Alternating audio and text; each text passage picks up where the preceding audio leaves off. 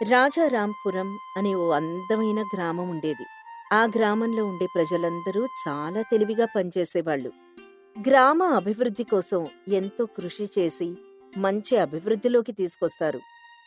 ఈ గ్రామంలో సుందర్రావు, మల్లేష్ వీరిద్దరూ బాగా చదువుకున్నవాళ్ళు. అలాగే సుందర్రావు గ్రామంలో ఉన్న ప్రజలకు ఎటువంటి సమస్య వచ్చినా పరిష్కరించేవాడు. ఒకరోజు రచ్చబండ దగ్గర సుందర్రావు, మల్లేష్ ఇద్దరూ మాట్లాడుకుంటూ ఉంటారు. మల్లేష్, మన గ్రామం కాస్త అభివృద్ధి చెందింది. ఇంకా బాగా అభివృద్ధి చేయాలి. మన గ్రామంలో ఉన్న ప్రజలందరూ ఒకే మాటపై ఉంటున్నారు కాబట్టి నా దగ్గర ఒక మంచి ఆలోచనుంది. ఆ ఆలోచన ప్రకారం మన గ్రామాన్ని అభివృద్ధి చేయాలి. రాబోయే రోజులొచ్చేసరికి మన గ్రామంలో ఉన్న ప్రజలందరూ చిన్న పెద్ద అనే తేడా లేకుండా కాస్త ధనవంతులై ఉండాలి. ఇలా కష్టజీవులు కాకుండా ఉండాలి. అవును సుందర్రావు, నీ ఆలోచన నాకు బాగా నచ్చింది. గ్రామం కోసం నువ్వు ఎంత ఆరాటపడుతున్నావో నీ కళ్ళల్లో, నీ మాటల్లో నాకు తెలుస్తోంది.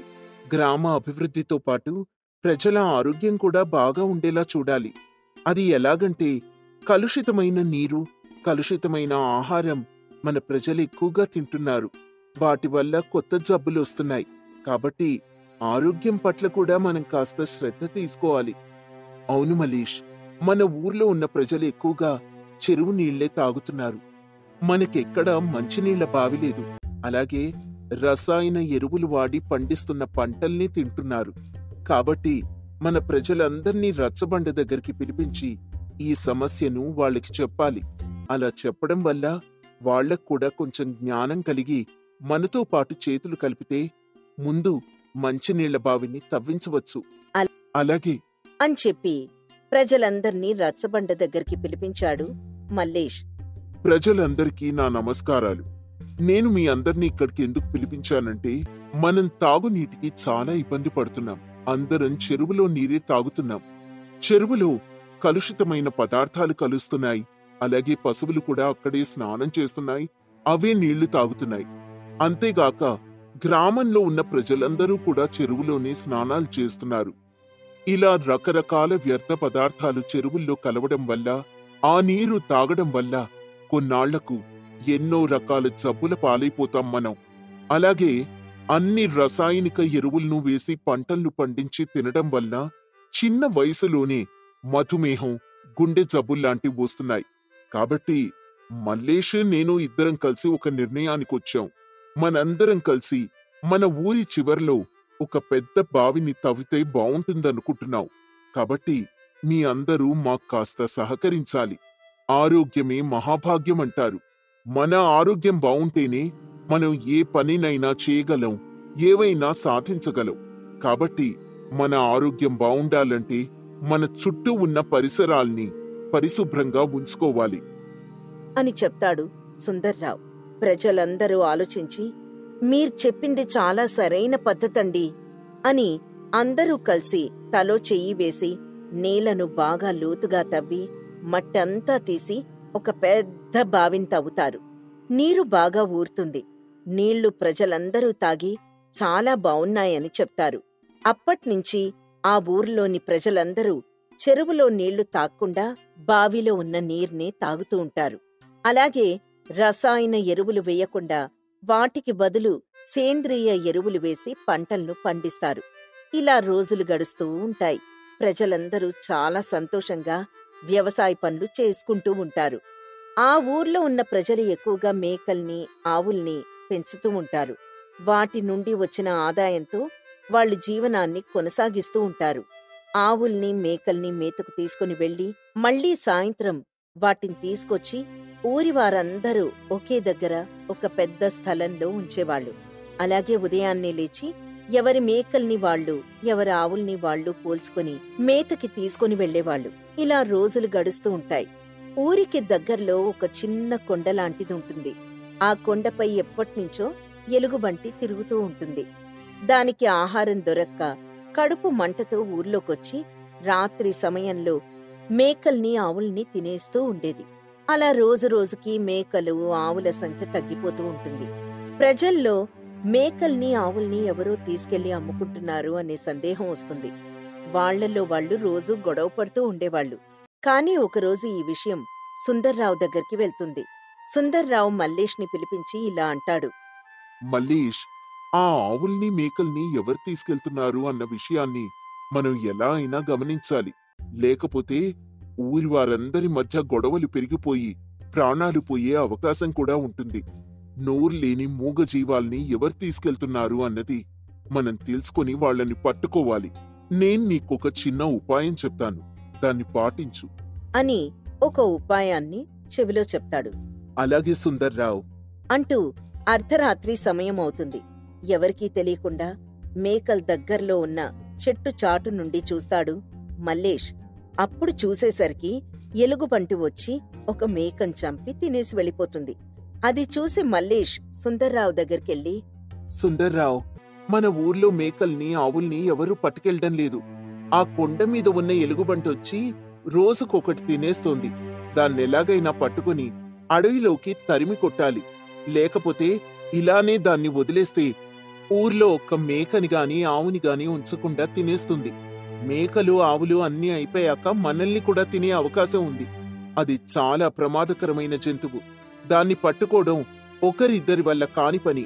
కాబట్టి దీనికేదో పరిష్కారం ఆలోచించి ఈ కొండ నుంచి వెళ్లగొట్టేలా చేద్దాం అనంటాడు మల్లేష్. అవునా మల్లేష్, ఇదంతా ఎలుగుబంటి వల్ల జరుగుతుందా? ఎలాగైనా నువ్వన్నట్టు ఆ ఎలుగుబంటిని మన చుట్టుపక్కల ప్రాంతాల్లో ఉండకుండా చెయ్యాలి. మన ఊరి ప్రజలందర్నీ పిలిపించి మళ్లీ సభ ఏర్పాటు చెయ్యి అంటాడు సుందర్రావు. మల్లేష్ మళ్లీ వెళ్లి ఊరి ప్రజలందర్నీ పిలిపించి సభ ఏర్పాటు చేస్తాడు. సుందర్రావు మల్లేష్ ఇద్దరూ కలిసి జరిగిన విషయమంతా ఊళ్ళో వాళ్ళకి చెప్తారు. అందరూ చాలా భయపడి ఆందోళన చెందుతారు.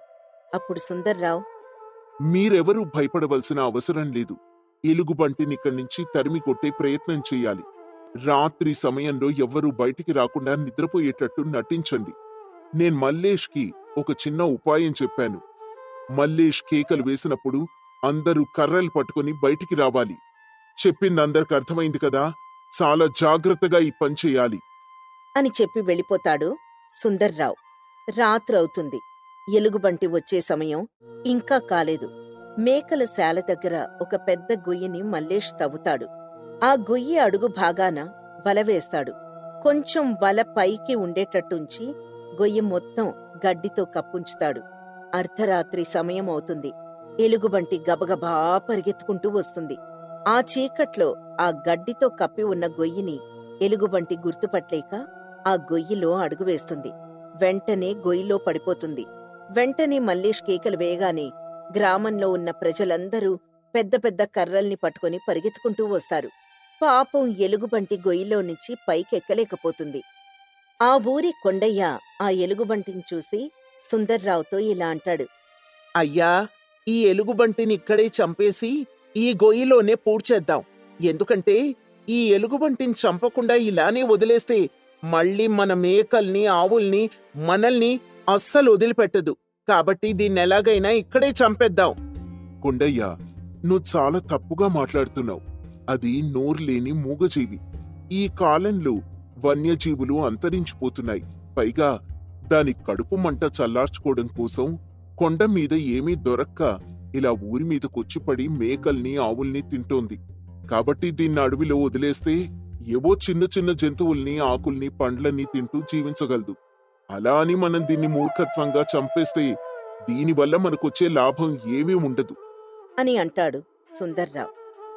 అందరూ కలిసి ఆ ఎలుగుబంటిని వలతో సహా బయటికి తీసి ఎడ్లబండి మీద చాలా దూరంలో ఉన్న దట్టమైన అడవిలోకి తీసుకెళ్లి వదిలేసి వచ్చేస్తారు. ఆ రోజు నుంచి మేకలు ఆవులు చాలా క్షేమంగా ఉంటాయి. ప్రజల మధ్య ఎలాంటి గొడవలు లేకుండా చక్కగా జీవనాన్ని కొనసాగిస్తూ అదే ఊర్లో సుబ్బయ్య అనే ముసలి వ్యక్తికి తనకి రాబోయే కాలంలో ఏం జరుగుతుంది అన్న విషయం ముందే గ్రహించగల శక్తి ఉంటుంది. కాని ఆ రహస్యం ఎవరికీ చెప్పకుండా ఉంటాడు. ఒకరోజు సుందర్రావు దగ్గరికి సుబ్బయ్య వెళ్లి ఇలా అంటాడు. అయ్యా సుందర్రావు గారు, నాకు చిన్న ఆలోచన వస్తుంది. నేనా ముసలివాడిని. నా మాట కాస్త జాగ్రత్తగా వినండి. ఎందుకు చెప్తున్నారు అనే మాట నన్ను ప్రశ్నించమాకండి. అదేమిటంటే, రాబోయే రోజుల్లో కాలం అనేది ఎలా మారుతుందో ఎవ్వరికీ తెలియదు. కాబట్టి కొన్ని ఔషధ మొక్కలు అలాగే పండ్ల మొక్కల్ని ఎవరి స్థలంలో వాళ్ళు ఊళ్ళో వాళ్ళందరూ నాటి పెంచాలి. వాటి వల్ల చాలా ఉపయోగం ఉంటుంది. అయ్యా సుబ్బయ్య గారు, ఎవరితోనైనా నా కబురు పెట్టుంటే నేనే మీ దగ్గరకు వచ్చేవాణ్ణి కదా. ఇంత దూరం మీరు రావాల్సిన పనే ఉంది. మీరు ఔషధ మొక్కలు నాటమంటున్నారు. మంచి ఆలోచనే, నాకు నచ్చింది.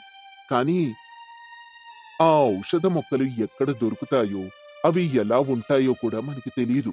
బజార్లో కూడా వాటిని అమ్మడం లేదు. ఇప్పుడు ఏం చేద్దాం చెప్పండి. అయ్యా, నాకు తెలిసిన దట్టమైన అడవి ఉంది. అడవి మధ్యలో కొన్ని ఔషధ మొక్కలున్నాయి. నాతో పాటు మన ఊరి ప్రజలందరూ వచ్చి ఆ మొక్కల్ని తెచ్చి ఎవరింటి ముందు వాళ్ళు నాటండి అని చెప్తాడు.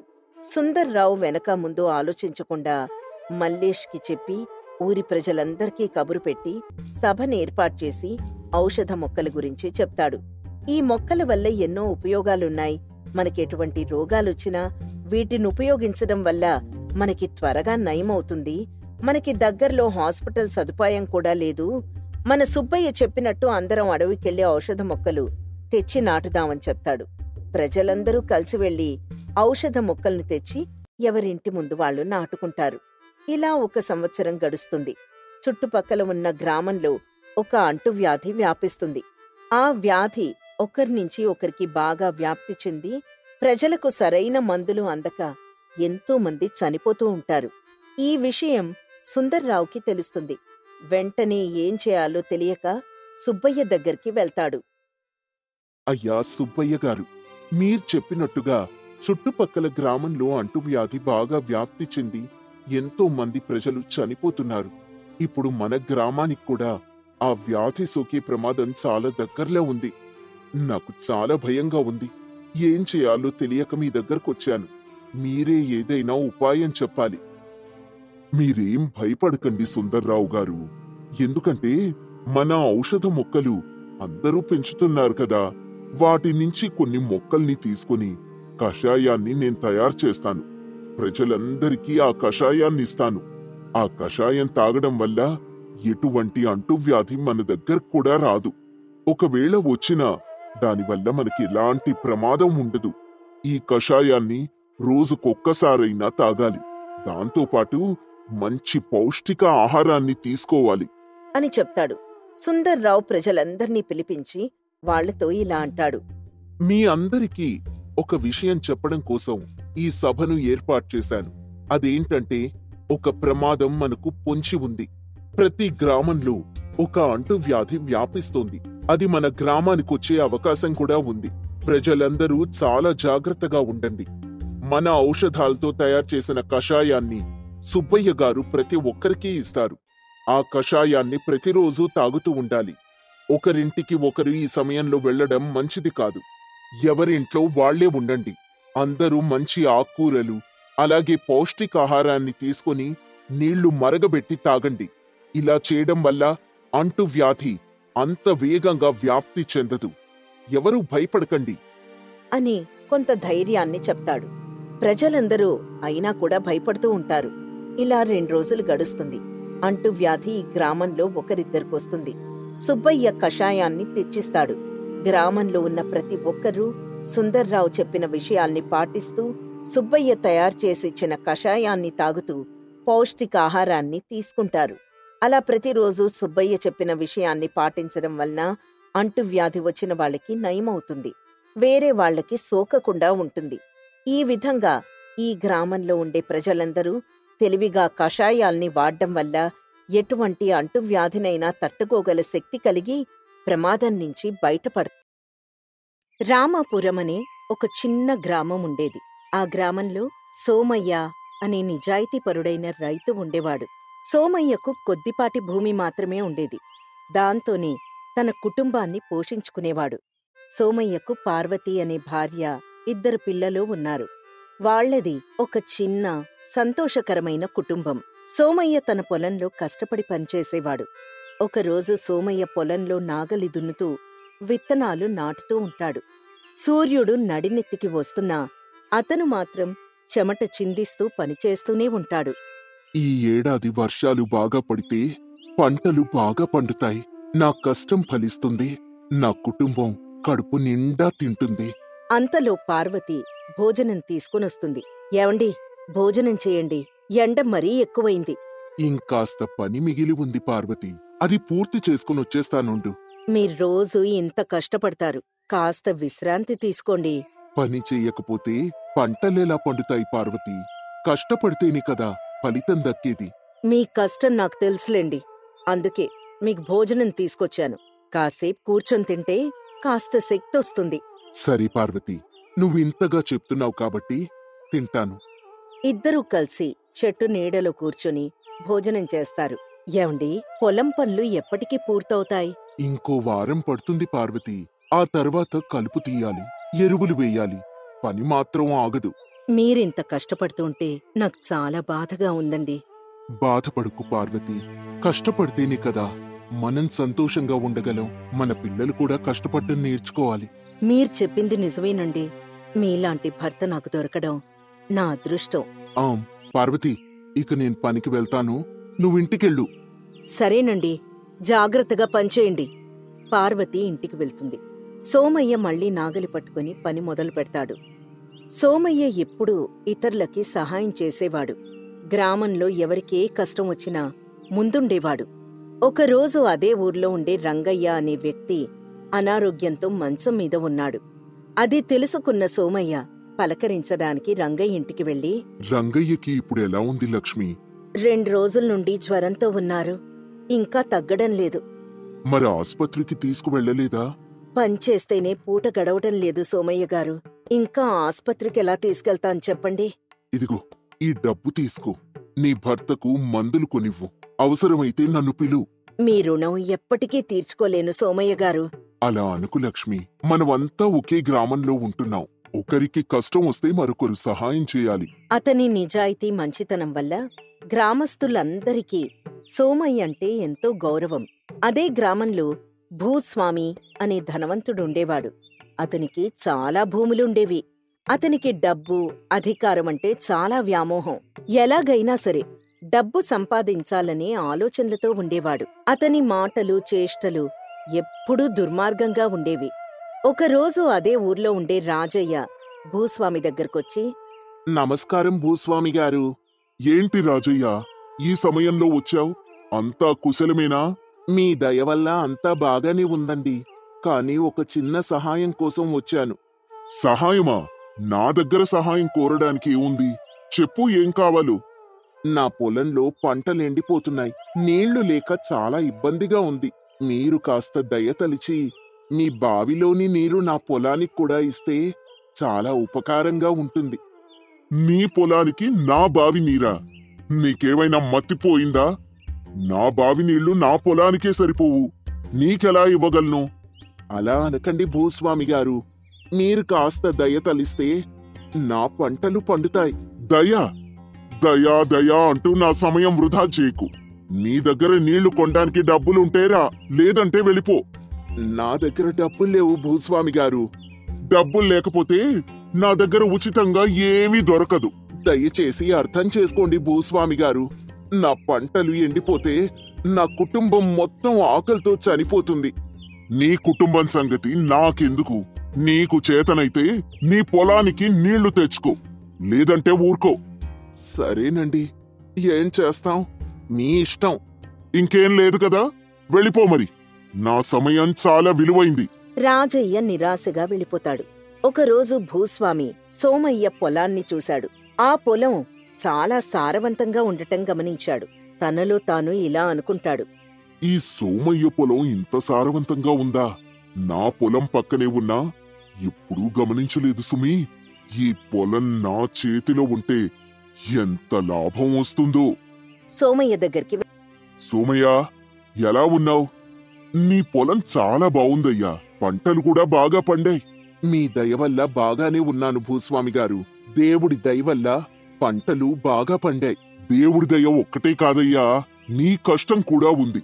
నువ్వు చాలా కష్టపడి పనిచేస్తావు కాబట్టి ఇలాంటి ఫలితాలొస్తున్నాయి. అది ఆ భగవంతుడి దయ సోమయ్య గారు. నీ పొలం చూస్తుంటే నాకొక ఆలోచన వచ్చింది సోమయ్య. నీ పొలం నాకు అమ్మేస్తావా? నీకు మంచి ధర ఇస్తాను. ఏంటి, నా పొలాన్ని అమ్మడమా? అవును. ఎందుకయ్యా? నీకు డబ్బు అవసరం కదా, నేను నీకు మంచి ధర ఇస్తాను. లేదు భూస్వామి గారు, ఈ పొలం నా తల్లిదండ్రులు నాకిచ్చిన ఆస్తి. దీన్ని నేనమ్మలేను. నువ్వు మరీ పాతకాలపు ఆలోచనలు చేస్తున్నావు సోమయ్య. డబ్బుంటే ఏదైనా కొనొచ్చు, ఏదైనా అమ్మొచ్చు.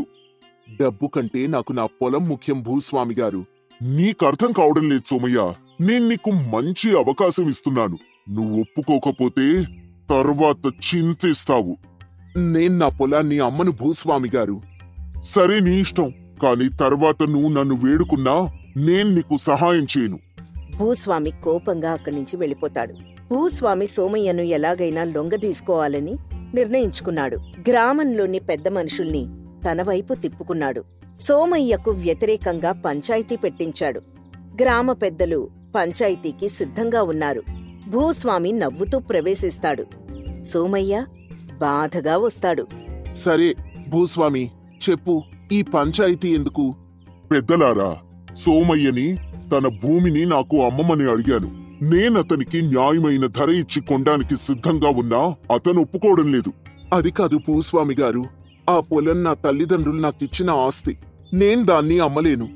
సోమయ్య, భూస్వామి నీకు మంచి ధర ఇస్తానంటున్నాడు కదా, నీకేంటి సమస్య? పెద్దలారా, డబ్బు కంటే నాకు నా పొలం ముఖ్యం. నేను దాన్ని అమ్మలేను. చూడండి పెద్దలారా, ఈ సోమయ్య ఎంత మొండిగా మాట్లాడుతున్నాడు. నేనతనికి మంచి అవకాశం ఇస్తున్నా అతను నా మాట వినడం. సోమయ్య, నువ్వు భూస్వామి మాట వినకపోతే నీకు కష్టం వస్తుంది. భూస్వామికి ఈ గ్రామంలో మంచి పలుకుబడి ఉంది. నాకు తెలుసు పెద్దలారా, కానీ నేను నా పొలాన్ని అమ్మలేను. నువ్వు నా మాట వినకపోతే నీకు మంచి జరగదు. గ్రామంలో ఉండటం కష్టమవుతుంది.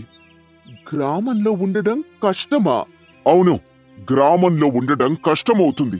నీకెవరు సహాయం చేస్తారో నేను చూస్తాను.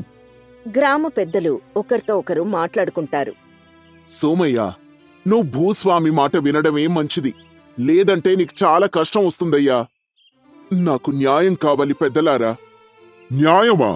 న్యాయం నా చేతిలో ఉంటుంది. నేను చెప్పిందే న్యాయం. గ్రామస్తులు గుసగుసలాడుకుంటారు. సోమయ్య ఒంటరిగా నిలబడి ఉంటాడు. సోమయ్య, గ్రామంలో అందరితో సఖ్యతగా ఉండాలయ్యా.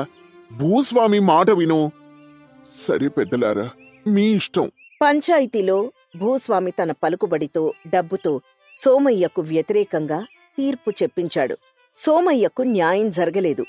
పంచాయతీ ముగిసిన తర్వాత సోమయ్య నిరాశగా ఇంటికి వెళ్తాడు. అతని భార్య సోమయ్యను ఓదారుస్తుంది. మీరు బాధపడకండి, మీ నిజాయితీనే మిమ్మల్ని కాపాడుతుంది. కొన్ని రోజుల తర్వాత గ్రామంలో పెద్ద కరువు వస్తుంది.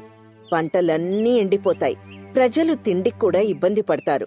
భూస్వామి పొలంలోని పంటలు ఎండిపోవడంతో దిగాలు చెందుతాడు. ఒకరోజు సోమయ్య పొలం గట్టున కూర్చునున్నాడు.